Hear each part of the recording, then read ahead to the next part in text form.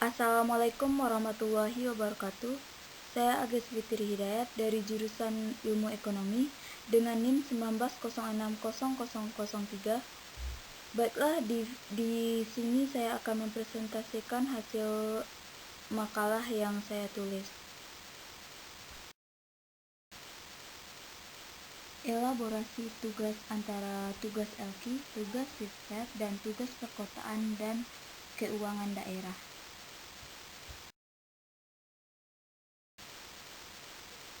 Baiklah, di bagian pertama yaitu ada kata pengantar, daftar isi, dan pendahuluan.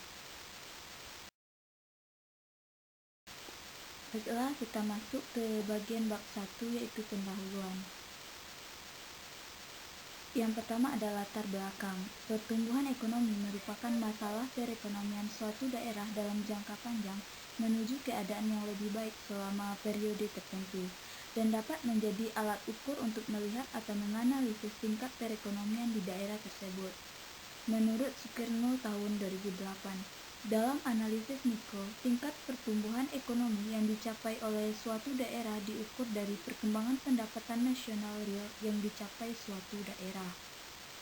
Pertumbuhan ekonomi merupakan salah satu ukuran yang penting untuk mengetahui keberhasilan pembangunan di suatu wilayah. Sebuah wilayah dianggap berhasil melaksanakan pembangunan jika pertumbuhan ekonomi masyarakat di wilayah tersebut cukup tinggi. Adapun bagian yang ke B yaitu deskripsi analisa potensi relatif daerah. Pada tahun 2015, perekonomian Indonesia tercatat tumbuh sebesar Rp19.044.331 pada tahun 2016. Pertumbuhan ekonomi Indonesia mengalami kenaikan sebesar 11.791. Selanjutnya, pertumbuhan perekonomian Kepulauan Medan pada tahun 2015 tercatat tumbuh sebesar 165.324, mengalami perlambatan jika dibandingkan dengan pertumbuhan ekonomi tahun 2016. Selanjutnya kita masuk ke bab yang kedua yaitu studi literatur. Studi literatur ini adalah bagian analisis ekonomi regional adalah wilayah maupun sektor dan bukan melihat kegiatan individual. Ilmu ekonomi regional khusus membahas lebih spesifik mengenai wilayah yang mana tidak dibahas oleh cabang ilmu lain. Selanjutnya kita masuk ke pengembangan wilayah. Pengembangan wilayah growth center, di mana pengembangan wilayah tidak hanya bersifat integral wilayah, namun harus diperhatikan sebaran atau pengaruh pertumbuhan yang dapat ditimbulkan bagi wilayah sekitarnya, bahkan secara nasional. Selanjutnya, sektor unggulan. Pengertian sektor unggulan biasanya berkaitan dengan suatu perbandingan, baik itu perbandingan berskala regional, nasional maupun internasional. Pada lingkup internasional, suatu sektor dikatakan pada lingkup nasional. Suatu sektor dapat dikategorikan sebagai sektor unggulan apabila sektor wilayah tertentu mampu bersaing dengan sektor yang sama dihasilkan oleh wilayah lain. Selanjutnya kita masuk ke bab yang kedua yaitu studi literatur. Pengertiannya yaitu bagian analisa ekonomi regional adalah wilayah maupun sektor dan bukan melihat kegiatan individual. Ilmu ekonomi regional khusus membahas lebih spesifik mengenai wilayah yang mana tidak dibahas oleh cabang ilmu lain. Yang selanjutnya kita masuk ke pengembangan wilayah. Pengembangan wilayah growth center, di mana pengembangan wilayah tidak hanya bersifat intelektual atau wilayah, namun harus diperhatikan sebaran atau pengaruh pertumbuhan yang dapat ditimbulkan bagi wilayah sekitarnya, bahkan secara nasional. Selanjutnya, sektor penentuan unggulan. Pengertian sektor unggulan biasanya berkaitan dengan suatu perbandingan, baik itu perbandingan berskala regional, nasional maupun internasional. Pada lingkup internasional, suatu sektor dikatakan unggulan jika sektor tersebut mampu bersaing dengan sektor yang sama dengan negara lain. Sedangkan wilayah tertentu mampu bersaing dengan sektor yang sama yang dihasilkan oleh wilayah lain, baik pasar nasional ataupun domestik.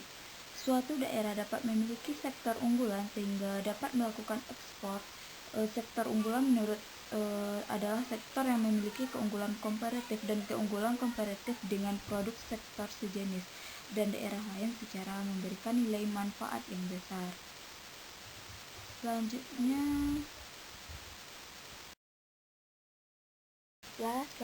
bab 3 yaitu metodologi,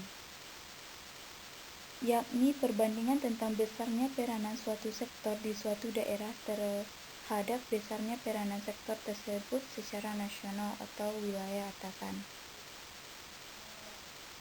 Rumusnya yaitu LQ sama dengan PDRB bagi X1 per PNB, di mana X1 nilai tambah sektor di suatu daerah, PDRB produk domestik regional bruto daerah, XI nilai tambah sektor I secara nasional, PNB produk nasional bruto atau GNP.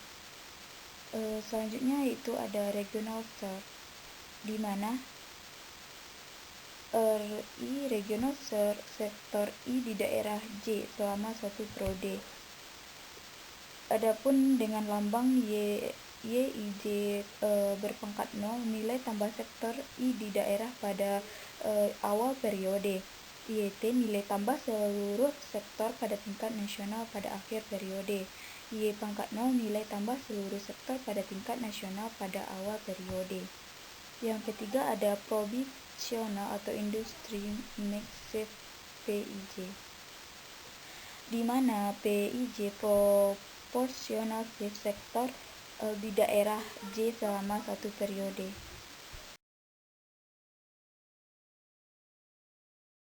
Selanjutnya kita masuk ke hasil perhitungan. Baiknya yang pertama ada yang bagian KA, PDRB Indonesia dan Kepri atas dasar harga konstan atau dalam miliar tahun 2015 sampai 2016. Baiklah, saya akan menjelaskan analisa dari hasil PDRB. Pada tahun 2015, perekonomian Indonesia tercatat tumbuh sebesar 19.243. Pada tahun 2016, pertumbuhan ekonomi Indonesia mengalami kenaikan sebesar 11.791.183. Selanjutnya, pertumbuhan perekonomian Kepulauan Medan pada tahun 2015 tercatat tumbuh sebesar 165,324, mengalami pelambatan jika dibandingkan dengan pertumbuhan ekonomi tahun 2016 yang tumbuh sebesar 272,800. Perlambatan pertumbuhan ekonomi disebabkan oleh perlambatan beberapa lapangan usaha.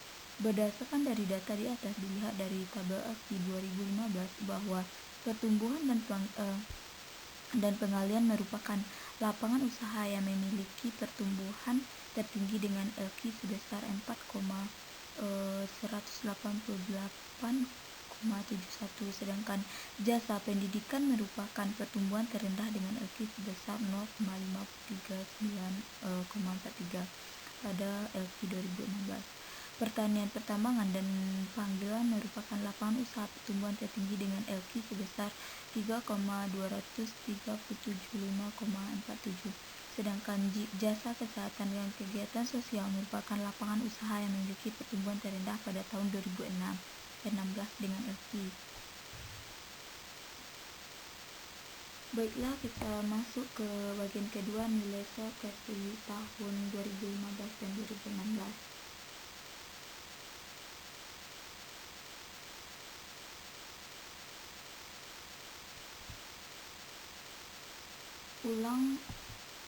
Ulang konstruksi serangan besar dan eceran, represi mobil dan sepeda motor, transportasi dan pengembangan penyediaan akomodasi, makanan, informasi dan komunikasi, jasa perusahaan, administrasi, pemerintahan, perubahan dan jaminan sosial wajib, jasa pendidikan dan jasa kesehatan, kegiatan sosial. Baiklah, yang ketiga yaitu nilai proportionality shift Kepri tahun 2015 dan 2016. Uang konstruksi perdagangan besar dan eceran represi mobil dan sepeda motor, transportasi dan pengadangan penyediaan akomodasi dan makan minum informasi dan komunikasi. Baiklah, yang terakhir itu nilai diferensial Fitch tahun 2015. Berdasarkan data di atas, hasil analisis itu adalah dari hasil data di atas dapat disimpulkan bahwa di daerah Medan ada 4 sektor yang sektor pertambangan dan pengalian, industri dan pengolahan, konstruksi dan perdagangan besar dan eceran, represi mobil dan sepeda motor yang didapat dimanfaatkan menjadi kegiatan basis ekspor. Sementara itu, pada sektor lainnya memiliki tingkat pertumbuhan yang rendah dibandingkan dengan sektor yang sama pada tingkat provinsi. Baiklah, di bagian pertama yaitu ada kata pengantar, daftar isi, dan pendahuluan.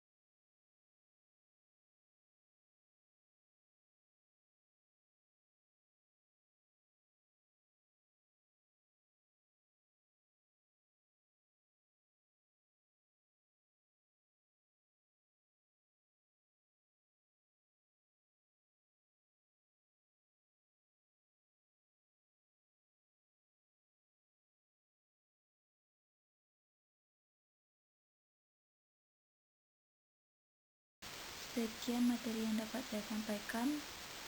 Terima kasih atas perhatiannya. Mohon maaf apabila ada kesalahan. Saya sudahi dengan wabillahi taufiq wal hidayah. Wassalamualaikum warahmatullahi wabarakatuh.